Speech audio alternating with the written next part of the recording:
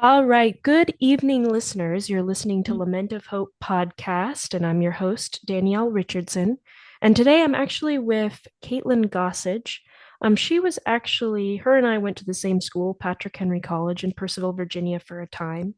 And Caitlin actually just recently, it's really not been that long, married Janson Yeah, Gossage. almost a Um, year. I know, what a year, right?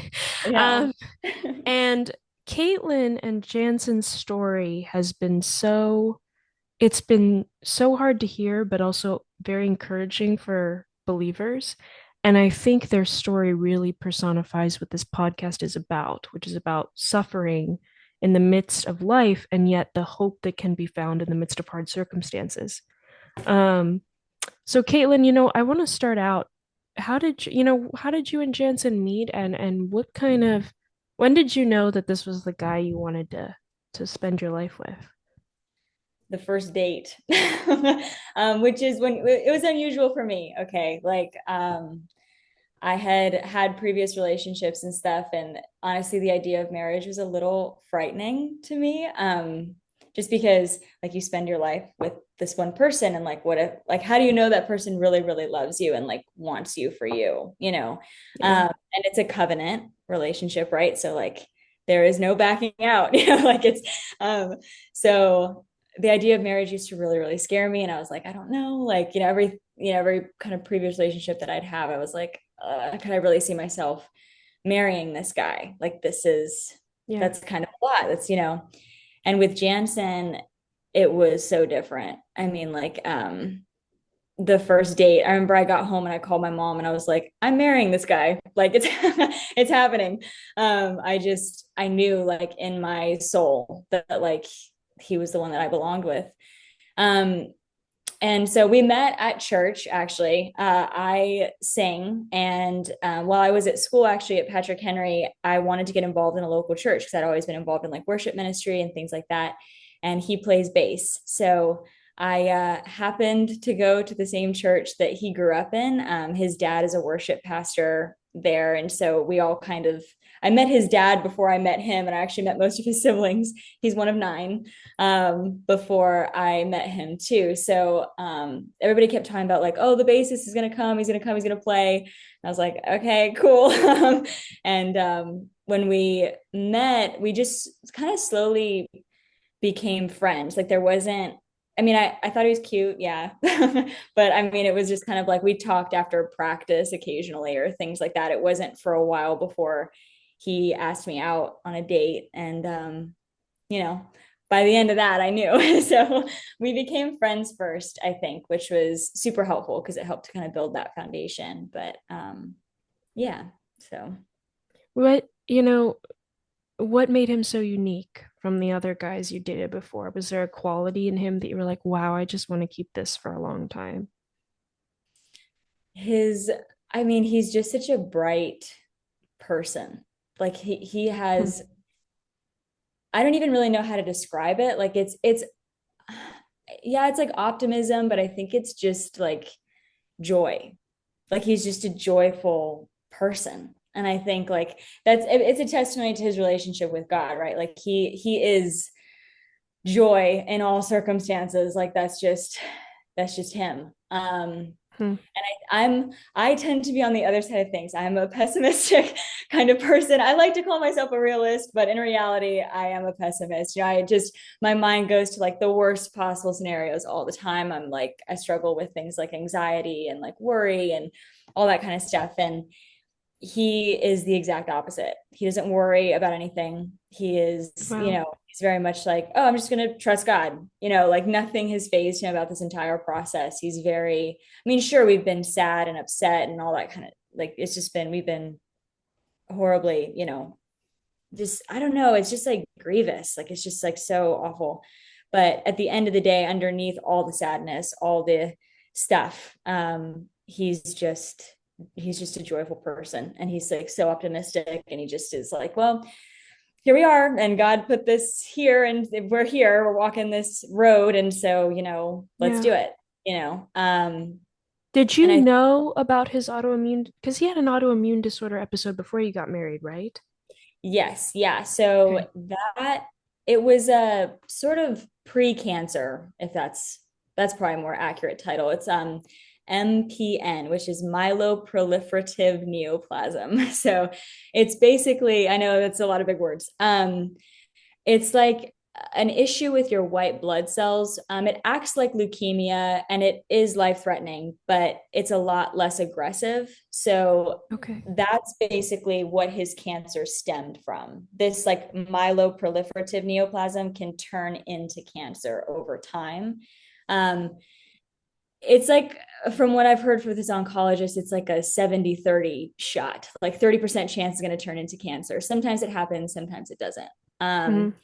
And he was one of the unlucky ones, I guess. But that was basically what all they did was put him on an oral chemo that he could be on long term. And in theory, it was supposed to kind of suppress that, and it Okay. just stopped working. And then from there, the leukemia developed. So that was, And yeah, that happened about 3 months after we first started dating, that first episode. So okay.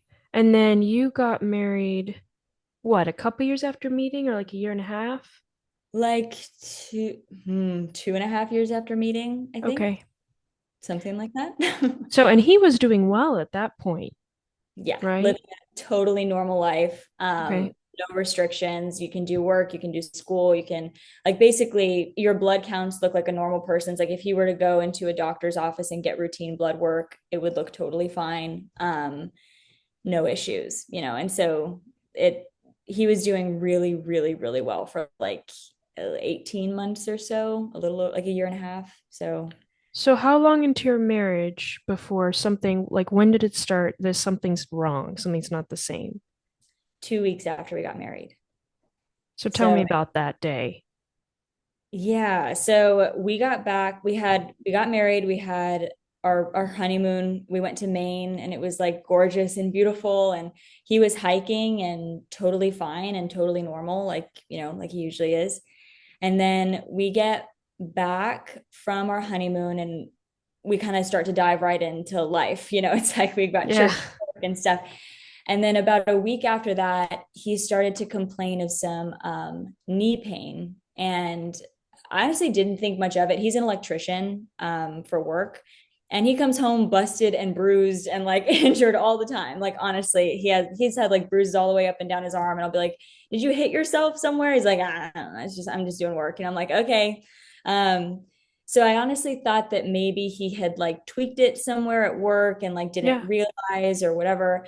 And so you do the typical thing like ace bandages and ibuprofen and, whatever. And then it persisted for like another week or two. I think at that point I was like, okay, maybe we should go see like an orthopedic doctor to kind of check this out. I let at that point he was, his hematologist slash oncologist, even though he wasn't a cancer patient. I let him know. His name is Dr. Mark Levis, and he's been amazing over at Hopkins. So I let him know, hey, Janson's had some knee pain, mainly just to approve some of the medications that the orthopedic doctor prescribed. But even his oncologist was like, okay, like go get an MRI of the knee. He probably just tweaked it or did something weird. Like that's, it's not a cancer symptom at all. Um, Mm, and so, especially a leukemia symptom, like knee pain is like not a thing. yeah. And so, and we went to the orthopedic doctor, we got physical therapy, we got anti-inflammatory drugs, like nothing was working, and the pain was getting worse and worse and worse. Like to the point where I was like, did he tear like his meniscus or like, what? I mean, I was trying to think like how if you injured it that badly, like how could you not remember? Like normally people when they tear something major in their knee, they're Yeah. like, oh, I felt it rip or like, whatever. And he didn't. And so I was like, okay.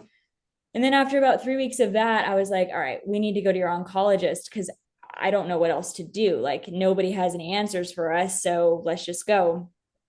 They did an EKG and his heart rate was a little high. His blood counts came back like a little weird. Like his white cells were a little elevated, but nothing major. And his oncologist was like, I don't really see anything going on, but we can just do a bone marrow biopsy because I don't know what to do for you at this point. Let's just Hmm. rule everything out and kind Yeah. of like he was fully expecting it to come back normal and like no problems. And then the bone marrow biopsy came back, and this was at this point, we're in like probably mid-October. It's like a month, maybe 6 weeks after we're married, maybe like the end of October. Um, and and he emailed us and he said, I'll never forget this. He said, the bone marrow has changed. That was all he said. That was his email. And I was like, Oh, I would be so mad. I'd be like, wait, yes, like details.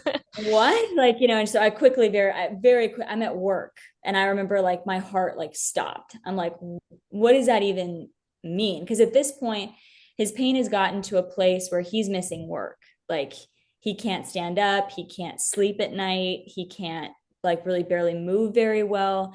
And I mean, he's taking ibuprofen like mad. They've prescribed like certain other anti-inflammatory drugs. They're not really working. So now we've moved on to like the opioid realm of things. We're trying oxy and like tramadol and all these things, and nothing's working. And I'm like, oh my gosh, like, what does this mean? Like the bone marrow Hmm. has changed. Like what, and I immediately email back. I'm like, is it cancer? Like what's going on? He goes, no, it's not cancer. It's what they call, the closest we can describe it as is myelofibrosis, which is like it's like a bone marrow cancer, but he didn't have myelofibrosis. His bone marrow, it just is full of what they call fibrosis. It's like a scar tissue, and it Okay. causes inflammation in your bone marrow.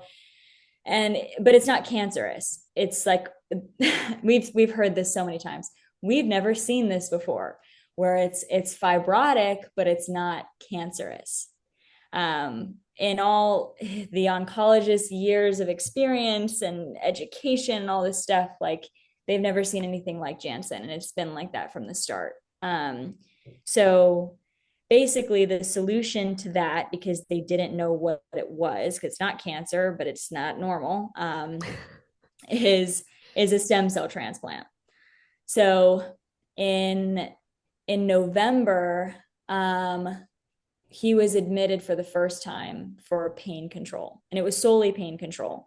Um, and at that point, they had him on all these IV meds and all these things, and he was only admitted for like 10 days, so they got it under control, the pain under control pretty, quickly. But at that point, we're like, okay, probably looking at a bone marrow transplant at the end of January. So just go home, take all your pain meds, do what you need to do, and we'll make it 6 weeks till transplant.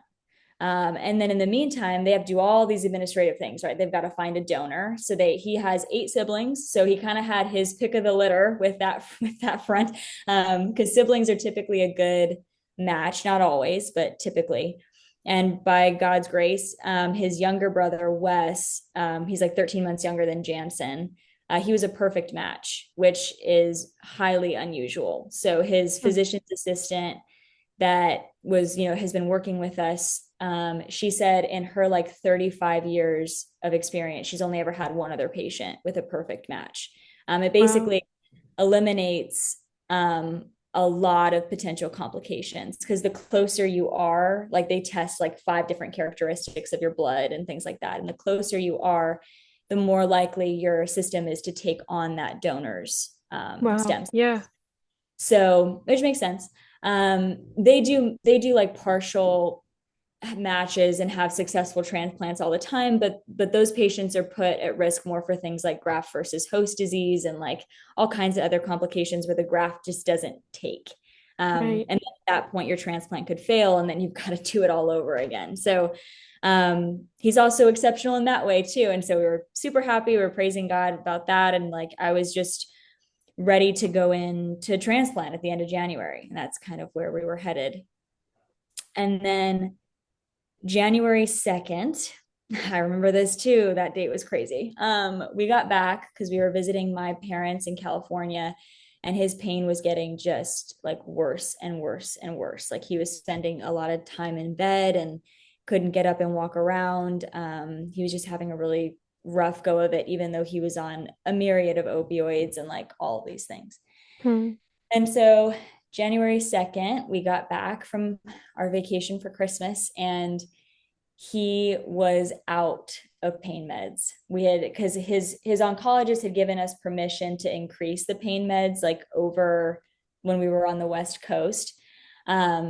but that makes you run out of them faster. And, your prescription only allows for so many. So I was fully thinking, like, okay, we'll just get his pain meds from the pharmacy in the morning because we had put in the prescription a couple of days early or whatever. And then, we'll all drive over there, get it, be done. The pharmacy didn't have them in stock. And so he went close to like 12 hours with no pain medication from like, I think he took his last dose like 6 in the morning or something. Ugh. By like 6 p.m., he was in the lobby of the hospital, like screaming. And that was the first time I had seen him scream like that. I was like, whoa, okay, like this is different. This is new. This is different pain. Like before it was like he'd lay in bed and be uncomfortable and stuff like that, but like never like screaming and sweating and like, this is new. So we get admitted for pain control again in January, and they did a bone marrow biopsy. Just they do it 30 days before transplant, just so they can see where you're at. It's kind of a routine thing. And that bone marrow biopsy showed that his fibrosis had transformed to an aggressive form of leukemia. Um, that's AML. So acute myeloid leukemia. That's like, you don't want to get that one. um, so When you heard that, I mean, you were just saying I'm pessimistic, and I'm like you. That's where I go. My husband's the opposite, similar to Jensen, where it's like he doesn't worry to that extreme, but I really do. And I'm basically, if you tell me I'm sick, like my first thought is I'm gonna die tomorrow. Like that's just kind of like I don't care if you tell me yeah, it's a cold, it'll get better. I'm like, no, you're missing something, it's cancer or something, I'm gonna die. Like that's how I yeah. think. For you, when you heard that, I mean, this is your husband, you've just married him. I mean, what was going through your mind? Like, were you like, wait, what's going on? Like, how did you process that? I was definitely surprised. I was definitely like, okay, like, but I didn't think he was gonna die somehow. I still don't somehow. I don't know. Maybe I'm crazy. I just have this like underlying sense of peace about the situation. Hmm. And I don't know what it means, or, of course I pray incessantly. I mean, constantly for healing, of course. Um, but my mind didn't immediately go to like, oh, he's gonna die. Like it went to, okay, so we're just gonna fight like hell. Like we raised the Wow. stakes a little bit more, but we just got to fight. So what do we have to do? That was as soon as his oncologist said that to us, I took a beat and then I was like, okay, what's the treatment? Like, Yeah. what are we gonna do? Like, tell me. And that's another thing about me. I'm a super organizationally minded person. I'm a planner. So it's like, tell me what steps I need to take to get him to remission. If I do them, he will be in remission.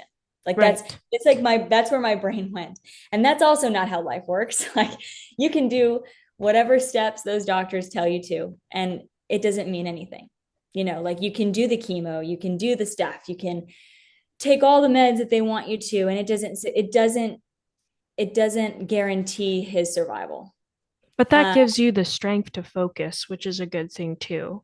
yes, and I think, but where like what I meant by that too was not that he's gonna die. It's more that like it's I trusted the doctors so much at that point. I hung on like every word that they said. It's Yeah. like, oh, if you tell me, which makes sense, of course, it's only human. If you tell me that he's going to do, at first it was we're going to do one round of chemo and he'll be in remission and we'll go to transplant in like, I think February. Like that was kind of like the goal. So I go, okay, cool. Like we're gonna do chemo and then transplant. And good. Because the doctor said it was gonna happen. So it's gonna happen. And the doctor tells me to do these things. So if I do these things, he's gonna live and he's gonna be healthy and it's gonna be okay. And I slowly, God has been teaching me over the last, year, I guess at this point now almost. Um, what the doctors say doesn't matter. Like it actually matters very little. Like they're very bright and they know what they've studied and they know what they've been trained to do. Hmm. But at the end of the day, it's God's verdict, it's not theirs. Yeah. And Hmm. both when they say good things and when they say bad, like I think it started off with them saying only good things. It was like, oh, we're so hopeful that he's going to make it through this. The transplant will be no problem. He's an excellent candidate. He's got a perfect match. He's 22 years old. The transplant's going to be, it's hard on patients that are like 70 or 80, but like the 22-year-olds do super well, like no problem. And then this last hospitalization over the course of these 9 months, 8 months, from like January to August, this last hospitalization, I had 3 doctors tell me he's not going to make it out of here. Like he's going to die. Just so you know, you should prepare yourself that you are not going to take your husband out of the hospital. Like it's too late. Mm. And now and God still gave me that sense that when we first heard it was cancer, it was like, this is not true. You are going to make it out of here. It is going to be okay. I'm giving you the sense of peace. And I told the doctor to his face, I remember it was the ICU oncology attending. He's like twice my age and like, has all this experience. And he tells me, I've seen a lot. I've had a 30-year career. I've never seen a patient walk out of the hospital in this kind of condition. So I just want to let you know. And I go, well, you're wrong. Like I just kind of told him that. I was like, you're wrong. You don't know Janson. You don't know me. You've stepped into a snapshot of his treatment, perhaps the worst we've ever been. Yes, like he's never been this critical before, but you don't know my husband and you don't know the type of person and the fighter that he is. And so you're wrong. And we walked out of the hospital yesterday. It took us a while, but we did it. And I knew that we were going to somehow. I don't know. I just What knew. did the doctor say at that point? Was he He was kind sorry? of like, yeah, okay, whatever. Let's not go back there and talk about that. Yeah, like it was, and I told him, because I don't think oncologists, okay, love them, okay, they do good work, right? But they're some of the most like egotistical like people that you will ever meet because they are so bright and they know they're so bright and they don't like to be told by a 23-year-old with no medical experience that they're wrong. But I knew that they were. So I was like, I don't really want you. I told him that too. I don't want you saying this to Janson. I don't need you. If you want to tell me that he's going to die, go ahead and tell me all day long. That's fine. But like, I don't need you telling him that because he doesn't need to know that you've lost hope in him or you've lost faith in him. Hmm. Because that'll change his perspective. I do know that. It doesn't change mine. I don't really care what they have to say anymore. But like, I love his like primary oncologist, Dr. Levis, that he's been amazing. He's all the things that you would want in an oncologist. He's like a straight shooter, very bright, very creative. A lot of them are not creative thinkers. They don't have creative minds, which can hinder, I think, patient care in a lot of ways. Hmm. So they say, okay, you did the first round of chemo, you did the second round of chemo, that didn't work. Okay, go off and die. There's nothing for you anymore. And that would make me so angry because a lot of the oncologists are like that, but his oncologist isn't. He's willing to kind of try new things and Hmm. test things out and experiment on Janson. I'm kind of like, fine, experiment. He's 22, he can handle it. So let's do it. Yeah. So You were saying that Jansen, you didn't want him to hear that from the oncologist. Did no. you see Jansen getting really discouraged during this time? Because I can't imagine that much pain all the time. Yeah, he has his moments, of course, where he's like, I don't know if I can do this anymore, and he's like, just he's really, I think he's been sad, but he hasn't been broken yet Right. anyway. And I don't think he's going to be. He's got like God sustaining him. Honestly, it's not by his own strength. I do know that because if it was by Janson's own strength, we would have been done months ago. Right. Um, but he just has this like internal thing, like where he really wants to fight. But I do know that when you're in that rough of shape, like he had like heart arrhythmias and an internal hemorrhage and he had fevers and he had the leukemia was like totally out of control at that point, so like they could see the blast in his blood, like it was just not looking good. And the and they were very very very healthy mature looking leukemia blasts. I mean, they were really scary looking. um and then you had the pain and you had just overall feeling like fatigued and tired, all this stuff.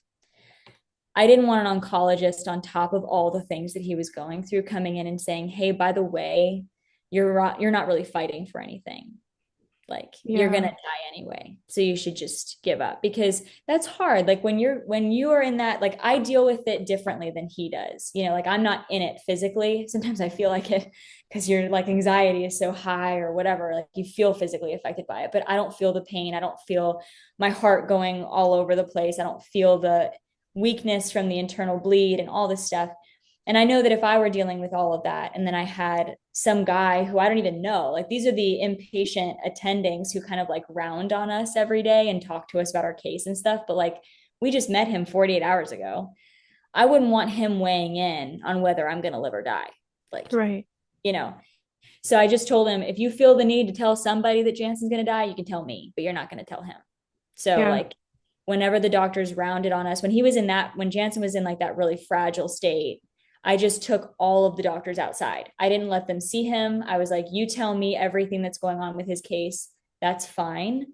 He doesn't really need to know. All he Hmm. needs to know right now is to just fight like hell, like put his whole self into this and fight with all he has. And I prayed over him. It's just kind of that's all that he needs to be surrounded with, like encouraging things. If you are not going to encourage hopefulness, then you don't get to talk to him. Like, because I don't need him dealing with that emotionally as well, that like the doctors have lost faith essentially. Yeah. Did So, he, that, I mean, that Facebook post, which is what I'll be sharing with this podcast for those of you who are listening, please look at this post because that's what, I mean, I was starting to tear up because I was just like, I've never been I've had some hard times and I don't know if I could say that I've ever been able to do that.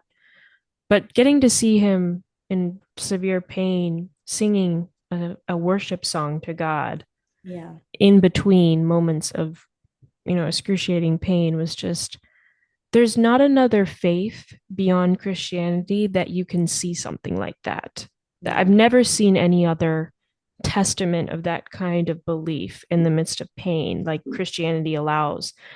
And I mean, for you seeing that, what did you think? Were you kind of like, did he just start singing out of nowhere or like what? He did. Yeah. He was just, and Jansen's a musician, and he like has music like in his bones. Like I don't even know. He always has music playing around the house. Like he always is singing something. He's always humming something, whatever. And so it's not unusual for him to be singing when he was healthy anyway. He always was singing or doing whatever. And actually, this is just as an aside. He was on a lot of drugs when we were in the hospital this last time. A lot of pain meds. A lot of like he was on a. It was a like a hallucinogenic essentially to try and help with his opioid usage. And he kept saying, I hear music everywhere. I'm like, you're hallucinating, which is, it's fine. That's what the doctors told us was going to happen. Like it's a hallucinogenic to help essentially. But that's all he was hearing, just like music, like all over the place. He would tell me it's like surround sound in here. Like what kind of a speaker system they got going on? I'm like, Jansen, like, I would just kind of say, yeah, it sounds pretty, even though I have no idea what he was listening to. Um, so you go along with it. It's fine.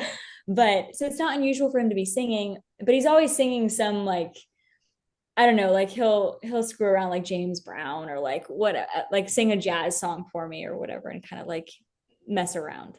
Um, but that was different, I think. Like he always sings when he's happy or whatever, but not when he's sad. I've noticed that when he feels really defeated, the music tends to go away. Like he doesn't play it as much, or like he doesn't sing as much or whatever. And so that was the first time that I'd really heard him sing when he was feeling pain.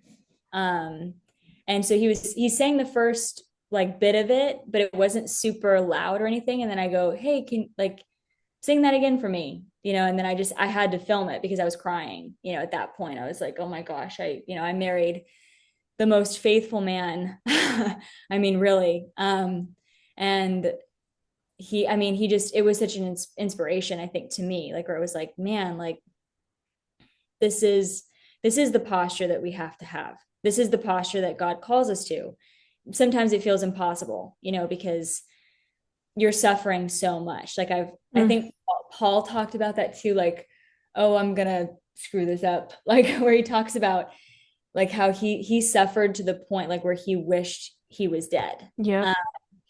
And Janson has suffered like that. I think there are very few of us that have suffered to that point, like where you really, like, yeah, stuff is hard, sure, like you go through things and stuff, but like to suffer to the point where you rather wish that you were dead, like Yeah. that's, and I can confidently say that Janson, he's never expressed that, but I do know he's probably had moments where it's like where he's in such pain, where he's like, okay, I'm done. Like, okay, God, like this is too much. Like, please, And I know I would have done that. I probably would have done that back in April. I would have said, okay, God, like I can't take this anymore. This is too much pain and too much suffering. And like, Yeah. especially this last time around, it did feel like where I was talking to God and I was like, okay, this is too much. This is too much for me to handle.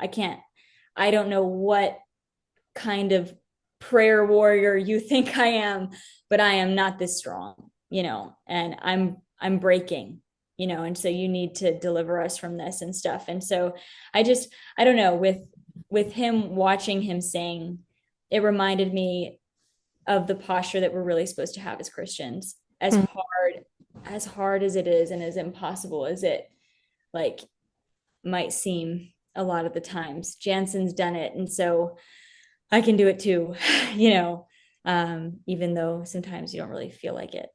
So, Well, because he was doing it like in between bouts of screaming, I think you said, right? Because it was really hard. yeah, yeah. Mm. What are the doctors? Did anyone comment on that or no? No, it was just the two of us in the room at that point. So nobody saw it except for me.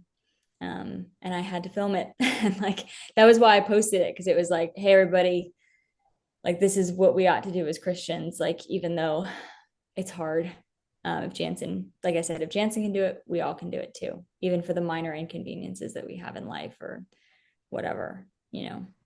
So, I want to ask you, and if any of this gets too personal, you let me know.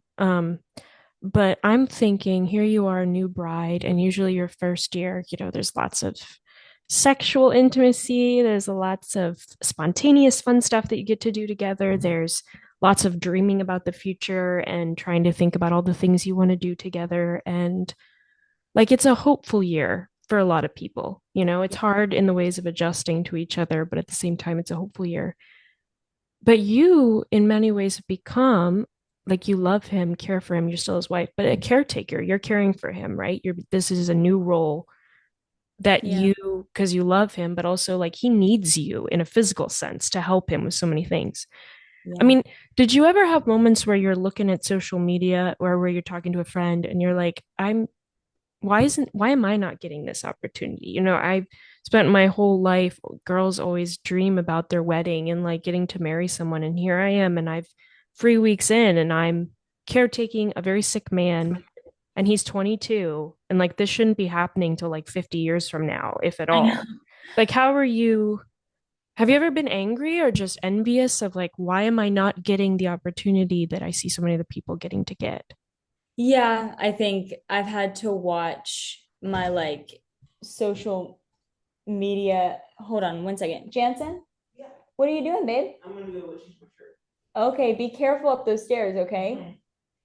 He was sleeping for a while, so that's why I was like, we're up and about. What's going on?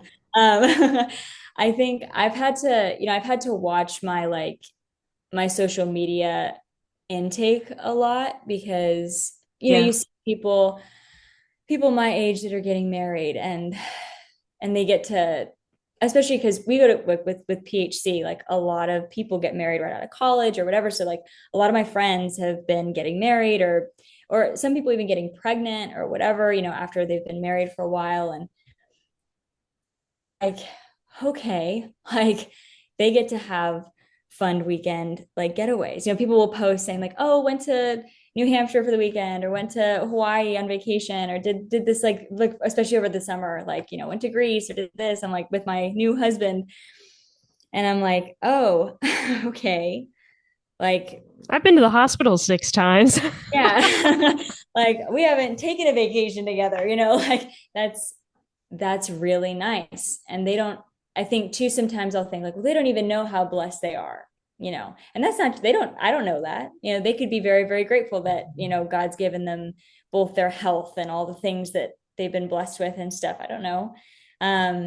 but I've had to really watch my heart with Mm. that. I don't want to grow envious of people. It's not, this is my journey and that's theirs. And it does no good to be envious of others. I know it's easier for me to say than to actually act on, but like, because I have felt envious before because, like you said, it's supposed to be, a fun, hopeful, happy, blissful kind of year, no kids, no responsibilities, and the two of you are just kind of, you get to live your lives together. Like Yeah. that's super fun. Um, and I have been angry at God. Yeah, yes.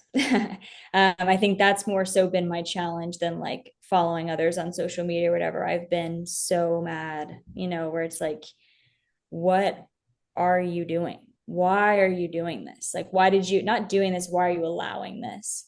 Um, like what are you trying to teach me through this? And couldn't it been taught like through some other trial? Like, Yeah. couldn't you have taught me to like say it's trust?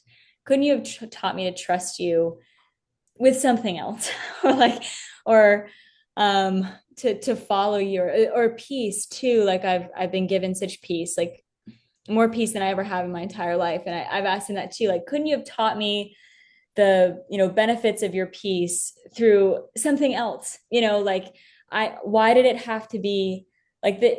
I too, like, I don't, you know his first bout of this happened in 2022, literally like 3 months after we first started dating, and he would have died the first time around if I hadn't been there.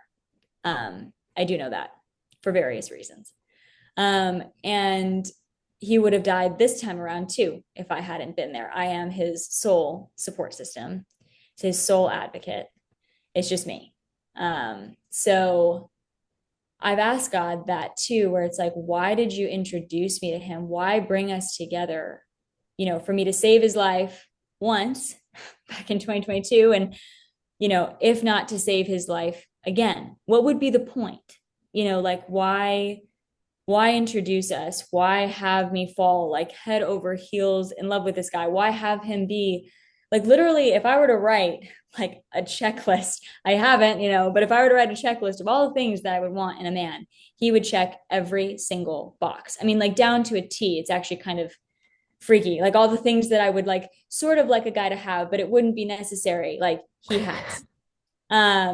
Even down to the way he looks. Like I remember thinking, like, I would love a guy with like dark hair and green eyes. Like I'd love it if he's tall. I would love it if he was creative, but also like sort of handy. Like he has, I mean, everything, everything that I would want in a guy. And I'm like, okay, so this felt like it was divine, right? Like I've never been so happy, and like every like, I mean, it was just perfect. We fit perfectly.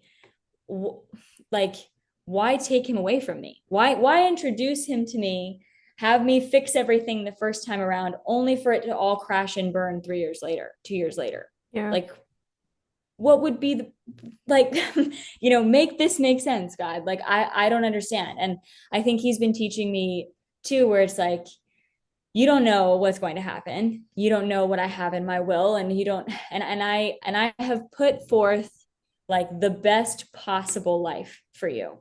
All of my plans that I have for you are for your good and for my glory. So shut up. Like, just really, you need to be quiet, stop screaming at me, and trust me. Just trust me, you know.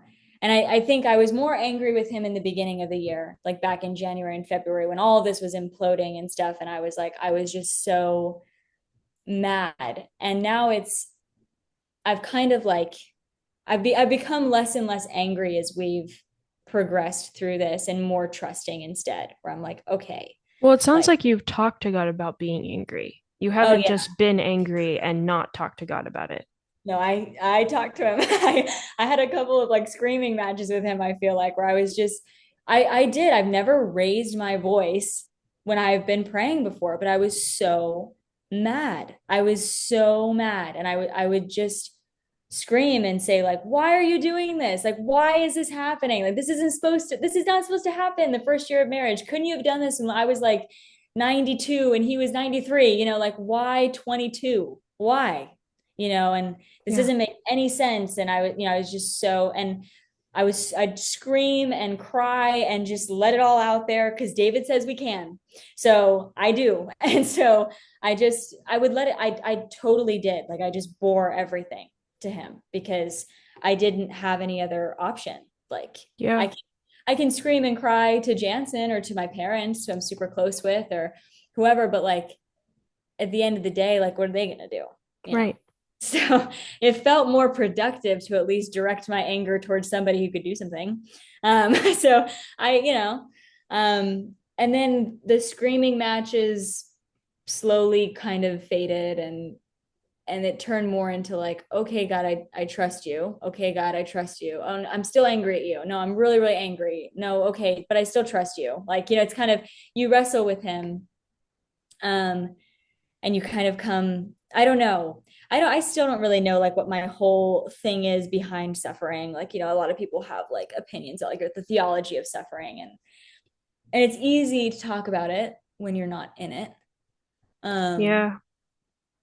like I thought I had all this figured out where it's like, oh, like God allows certain things because, he wants to teach you to trust him and you don't suffer purposelessly as a Christian and so it's all okay. It's like it's such like a I don't even know, like it's just too pretty. It's very, very neat. And suffering is anything but neat. I think most people who say that haven't suffered very much yet. Yes. And people, unfortunately, other Christians can do that too, where you can say like, "Oh my gosh, I'm so angry and this is happening and I'm so mad." And they say, "Oh, but God's good. But God loves you." I'm like, yes, okay, but that is like the most unhelpful thing I've ever heard. Like, yeah, God's good, but like, yes, he's loving, yes, he's kind, yes, I mean, yeah, he's all these things, Yeah. but that's like not helpful. And I Mm-hmm. think too, I used to tie that also is especially not helpful because I used to tie God's goodness to my comfortability. And it is not. The two are not linked True. at all. Yeah. And the more we go through this, the more I understand that. So when as a Christian, like, and I think American Christianity does this too, where like we put Jesus in a box and we expect him to act the way that like we want him to. And so, if God is good and God is sovereign, then I'm going to have all the things that I want, and I'm going to Yeah. have a comfortable life, and I'm going to have food on the table and a great job and a great husband and healthy children, and I'm going to be healthy and everything's going to be fine, and we're going to have enough money to make everything go around, and like that's what you think God's goodness looks like. And it's not, and so when you're going through something and, in the American Christian mindset, the God's goodness is linked to your comfortability, Hmm. and somebody tells you God's good, then it's super easy for you to say, no, he's not. My husband has cancer. No, he's not good. Like, what is that? Like if he was Yeah. good, Jansen would be healthy. And that's not what the Bible teaches. That's not like the original kind of gospel message that Jesus sends. He says, you will have hardship. Like the world hated me too. I suffered too. He's a man well acquainted with grief and with sorrows. Mm. And God's goodness is not linked to your comfortability. It's linked to like how he holds you through the hard times. Like that's his goodness. Like and I felt that's for sure. Like where you just, like you feel like the doctor came in and dropped a bomb on you about your husband's diagnosis and all you feel is peace. That's his goodness. It's not getting the diagnosis. Yeah.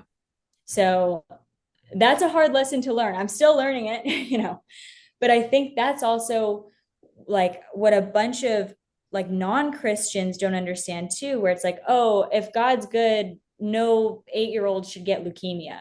Like children shouldn't be sick and human trafficking shouldn't exist and abusive relationships shouldn't happen, because if God was really a good God, he wouldn't allow those things to happen.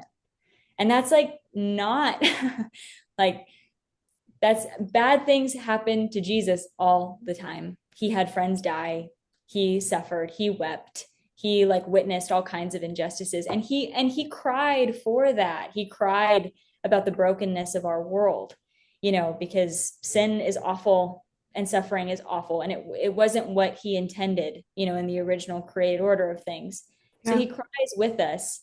And that's how he proves his goodness and faithfulness, not always by taking the horrible circumstance away, but just by being there and sitting with us through this. Like I ask him all the time, I'm like, and especially when we're inpatient, I'm like, God, can you just like sit in this hospital room with us? Just sit with us and just be there. Like I'm not even asking for help right now. I'm just asking for you to come and hold me together because I'm going to fall apart into a million pieces if you don't come and sit in the chair next to me, or if you don't come and like, stand over Janson's bed. Like I need you to do that. And he always does. He always does. I feel that sense of peace. I feel his presence whenever I really, really, really ask for it and I beg for it and I seek him out. And that's his goodness. So What would you say to believers though who are afraid to be angry at God or think that anger is a sin? Most of the Christians I've met, that's their majority opinion, that to be angry at God is sinful. And that's never sat right with me, but that's what a lot of Christians believe, or they're very ashamed to be angry because there's just something wrong about being angry with someone who's perfect. I mean, David, read the Psalms. David is so angry. A lot of his rereading the Psalms, like when you're in the midst of something horrible, it reads angry. Like, there's, I don't know what Psalm this is, but like, how long, O Lord? How long will you like turn your face from me? I can see David screaming that from the top of his lungs. Like, what are you doing? How long are you going to allow me to suffer? How long are you going to turn your face away from me? How long are you going to leave me alone by myself to deal with this without you? You have totally forsaken me. I'm so angry at you right now because I'm dealing with this on my own and you're Yeah. not here. Like, where are you? And I felt that. I felt like yelling at him when I was like, what are you doing? How long are you going to allow us to suffer like this? So when you're not in the middle of something, I think it's easy for you to kind of read it as like a sad David, like, well, I'm really upset that you aren't here. And I don't know, it's like, I'm broken and sad and I really need you to come and help me. But when you're angry and I mean, I don't have like a theological explanation for you. I just know that when I was angry, I related to David in a lot of ways in the Psalms that I was reading, and that like he sounded angry and I was Yeah. angry. Um and I don't know, and anger in and of itself is not like a sin necessarily. Like I mean, Jesus was angry, not at God exactly, but like righteous anger is okay. I don't know. So it's just I think like maybe that's a but I don't think anger in and of itself is bad. I don't think being angry at God is bad. I think because at that point you're not like if you're angry at him and you're not expressing that to him, you're kind of hiding it in your own brain, and your own heart too. Like where it's like I'm angry at you, but I'm not going to express this emotion because I feel like I'm not supposed to. But like Right.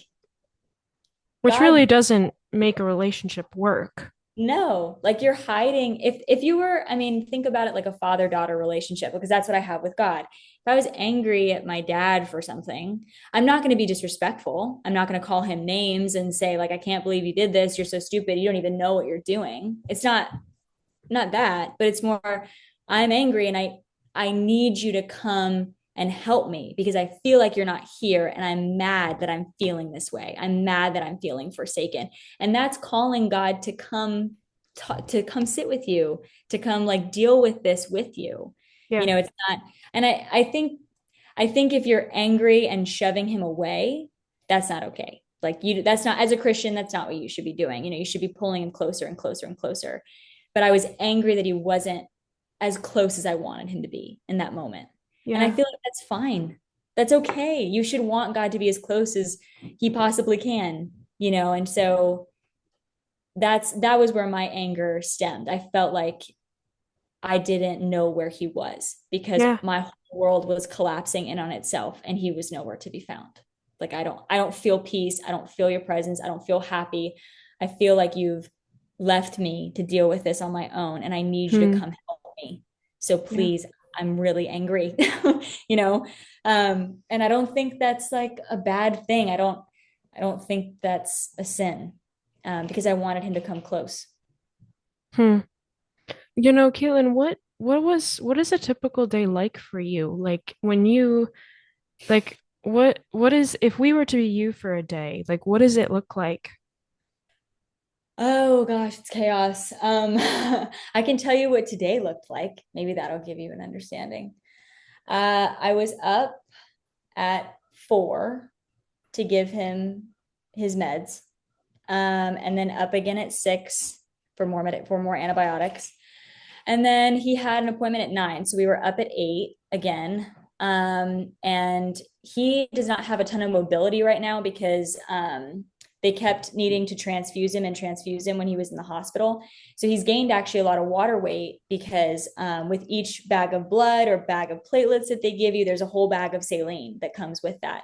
So he normally weighs about 180 pounds and he weighs about 227. That's what he weighed at this. Uh, So his legs are like humongous and like he's, normally when you gain weight like that, it's over a period of time, not over 5 days, 6 days, whatever it's been since they, stopped transfusing him. But so he's kind of started to shed it a little bit, but he can't really lift his legs very well. So all I told him was, can you just get yourself like dressed today? Like, are you okay to do that? He's like, yeah. So I got up, I dressed myself, did everything that I needed to get myself ready. And then I have to make him breakfast, get all of his meds ordered and organized. So like he needs to take his like I think it was 8:30 meds, and then we have to take with our outpatient appointments. We have to take every single medication that he's taking in its original bottle to the nurse practitioner so she can go over it with me every single day because your meds change so often. So she wants to make sure I'm giving him the correct things. So I packed up all of his meds, gave him what he needed, made him breakfast. Then at that point, it was like 8:50, and we have an appointment at 9, and we live like 5 from the hospital.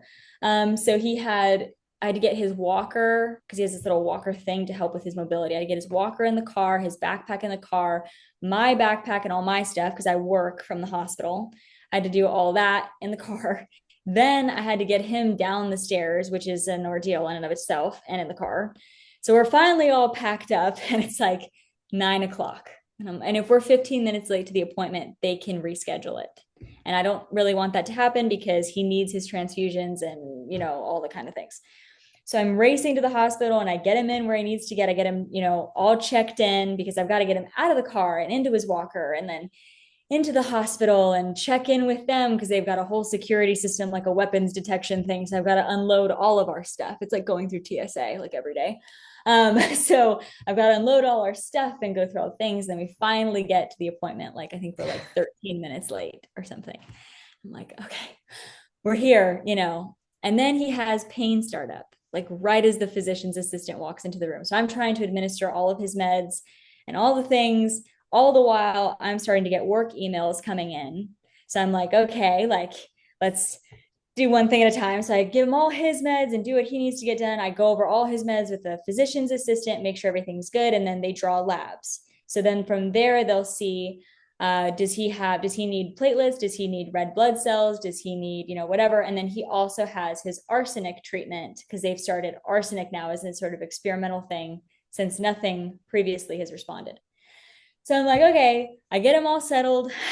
He's napping. I answer a couple of work emails and do what I got to do there. I don't have any calls today, which is a blessing because when there are work calls, that's chaos. So I get, I answer all the things and, we have like a new employee starting with us this week. So I've got to get all their onboarding materials out the door and all these things. And then it's lunchtime. And I realize in a effort to get out the door this morning, I did not pack lunch. So I drive home and I make us a couple of sandwiches, pack everything up, and I come back. And at that point, he had gotten his like first platelet transfusion. He didn't need any blood today, so that was good. And they're starting the arsenic. So I come back, I give him, and then he's due for his afternoon meds. So I've got to get all his meds together and then give him his food. And then, the rest of the afternoon goes by quickly because I answer a couple work emails and stuff. But in the middle of, this is also super fun, in the middle of his platelets, he spikes a fever.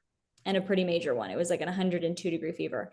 And normally that's like a one-way ticket into the hospital because your white blood cells are super low at that point and they don't want to mess with anything because a fever could kill you at that point if you don't have an immune system. So I argue with the nurse practitioner. I'm like, please don't send us home. Please, please don't send us home. Like, what can I do to help? And she goes, well, you can learn how to administer IV antibiotics tonight, and then that'll keep you out of the hospital. It's like, okay, teach me how to administer IV antibiotics. So I learned how to, he has a central line here. So, which means like it's like a catheter that he has in his arm. They can basically give blood products through, take labs out of. It's like a permanent IV essentially, but it's like a big catheter thing. So I learned how to administer IV antibiotics through his catheter with the nurse, and how often to take his temperature and to do all the things because it's a big deal that he's had a fever. Um, and then once we're done with the arsenic and all that kind of stuff, I take him home. And our house is a disaster at the moment because we just got out of the hospital yesterday. So I have Mm. all of our bags and like it looks like we've just moved into this place. Honestly, I have like, I know you can't see my corner over here. It has all of our hospital things. And then they changed up a couple of his meds day two. They discontinued one, they added a few. So I had to run to the pharmacy, get everything together and organize all his meds for nighttime. And then it's dinner time. So I've got to make dinner and get him all situated on that front. And normally dinner's like a little bit of a break for me. I actually like to cook. So like that's fine. But then he's not typically well enough to help clean up afterwards. So I've got to clean the kitchen and get that all situated. And then after that, it's typically like, 8 or 9 o'clock at night. So he rests and I might have like an hour or so to maybe read or like do what I need to do to kind of unwind from the day. But if he has pain start up or if he spikes a fever or whatever in that like time, I have to be in contact with the hospital and like make sure everything is okay. Do we have to admit him? Is he okay? Stuff like that. And then I try to get him to bed by like 10. And then we're up again at midnight for meds, up again at 4 for meds, up again at 6 for meds, and then you do it all over again. So that is a day on average. You're up and you never really sleep. That's for sure. So I've had to like, I don't know. I've had to ask God. I think he gives me just enough grace and strength to get through one day at a time. Like when my head hits the pillow, I am like asleep until midnight. Oh my gosh, that's for sure. So yeah. Wow. I Yeah. mean, Caitlin, I want to tell you, I mean, it's a gift for me to talk with you because it's amazing to see the Lord's sustainment on your life, but also your love for your husband is fierce. I don't know if so many people could say that or have the willpower to fight so hard because it does get old after a while. And for some people, I mean, it might just be easier to give up because it's like, at least this would be over, and this continual Yeah. process would not keep going. So I think, I mean, for listeners, but also just for me, I mean, to hear how you would fight to the end, I mean, that's what love is, according to scripture, is that it endures everything to the end. It doesn't finish, you Yeah. know. Um, so I just want to say, like, I mean, it's the most beautiful love story from your perspective, just seeing how you fight, just like Jesus would fight for us. Thank you. So yeah, I mean, thank you too for the vulnerability and the openness about your story. I mean, this is one hesitancy I had even about reaching out was like, I'm thinking she's probably living a nightmare. I don't know if she wants to talk about it.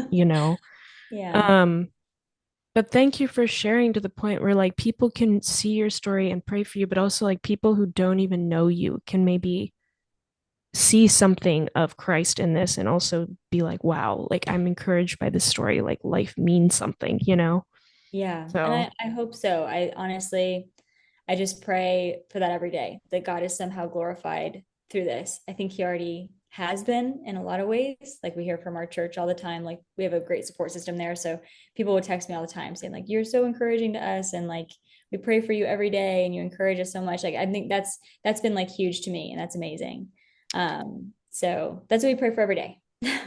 That, now for people who are listening who don't know you, because I know you post updates about Jansen. So for people who may want to know your story more, how they can help you, what is like an avenue they can do that? Yeah, so they can go to our Caring Bridge website. That's public. So I created that for kind of, I know like I try to update people through Facebook or whatever, but not everybody has Facebook or not everybody's friends with me either. So I can send you the link to our Caring Bridge if you want to, like, I don't know if you want to link it down below or That'd somewhere, be but great. Yeah. and then if worst case scenario, you can just go on Caring Bridge and search his name, Janson Gossage. So And yeah. that's going to have people like ways for people to give you gift cards for food and stuff like that, right? Yeah, we have gift cards because we're at the hospital for super long. Sometimes like an Uber Eats meal goes a long way. And then we have a GoFundMe to just help with things like medical expenses. And then local housing too, because while we're going to the hospital every day, they require us to live within an hour of Johns Hopkins. And it is not cheap to live in Baltimore. That is for sure. So, Sure. and while we're paying for our place in DC too, that's where we live full time. So I've had to pay, and we're on one income. So I kind of just use the GoFundMe for things solely dedicated to like his medical treatment. Like I don't use it for any of our typical cost of living stuff. That's all coming from my salary. So, yeah, we have a GoFundMe, we've got Uber Eats, and then Whole Foods gift cards as well, because I'm trying to feed him good and healthy and nutritional things because that really does help. Like honestly, the pain is worse when he's on a lot of like sugar or like Oh, processed sure. stuff. So I've noticed him improve significantly when I fed him like a whole food anti-inflammatory diet, but that also is not the most budget friendly. So people have been giving to help donate to our grocery bill solely, which has been hugely helpful too. So What's yeah. the biggest need? Would you say uh, it's the food or the medical expenses? If someone really wants, whatever they can give, where would you really want them to put it if you had to pick? the medical expenses. I think we just did another 6 week stint, and that is not going to be cheap. So I think like it's it's expensive. Every time those bills come in, I'm like, oh gosh, okay, like all right, I Lord. can't even imagine you looking at those numbers. Because I've been in the hospital for 4 hours and we get a Yeah, bill for that. I'm like, yes, yes. maybe I should have just died I instead. know it would have been more convenient. Yes, Oh, we already have quite the balance, and so I've been trying to, God's provided through our church in a lot of ways, but yeah, if anybody wants to give, even like $10, $5, it goes honestly a long way. But there's also no pressure either. We just want prayer and support, and that's all that we really need. So yeah, well, Caitlin, thank you for this. And this will be posted in like a week from now. And I hope that this is a means of blessing for you guys at the same time. thank you. And it was really awesome to kind of talk through this. Like I said in the beginning, it helps me to kind of process things externally. So thank you for, I don't know, talking with me and helping me kind of, I don't know, I guess just like process everything that's been happening. It was really, really helpful. So thank you. Oh, I'm glad.